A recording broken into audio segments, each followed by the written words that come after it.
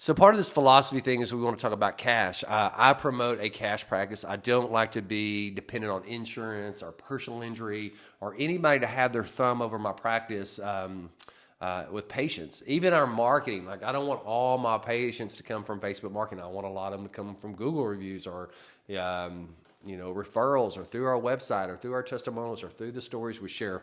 But back to the cash mindset. I went cash in 2016. It's 2024 now.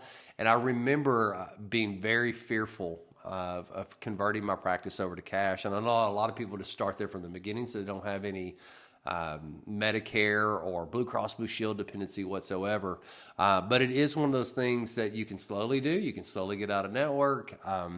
With us, we just kind of ripped that Band-Aid off and said we're going all in. I can look back at our numbers from 2015, 2016 going in. As soon as we did that, we dramatically increased our profits.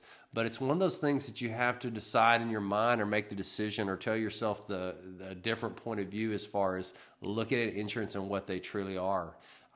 They don't promote health. They are, use it when they're only sick. And it's one of those things, it's a personal decision you have to make. It's like, they're not really in it for you. And ultimately, I work for the patient that's in front of me and not that. And I'm not going to allow somebody to dictate my care and control the results, therefore, of having dictated their care. They're only going to give me 4 visits or 5 visits, or they want control of how I'm going to get paid. I remember Medicare one time didn't pay me for like 2 months because there was some typographical error, something changed on their end, and they just didn't do it. And so I've always been a big advocate of you control your money, you control how your patients come through. And if you're good enough and you get good enough results, people are willing to come out of their pocket and pay for it. And I got tired of people going through their insurance, and as soon as their insurance stopped paying, then they no longer valued what I did. It was just a blow to maybe to your ego, but it was a blow to them because it didn't serve them, because they started off on the wrong foot. And then as soon as their insurance quit paying, they no longer seemed to value what we did. And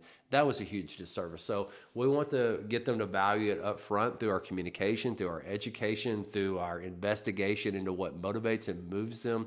Because we all know, if you're sitting on the other side of this video, is we know chiropractic is a lifestyle. And so how can you do that if you're not do an exchange for money? If there's an intermediary there that's interfering with you and dictating how you're going to take care of your patients.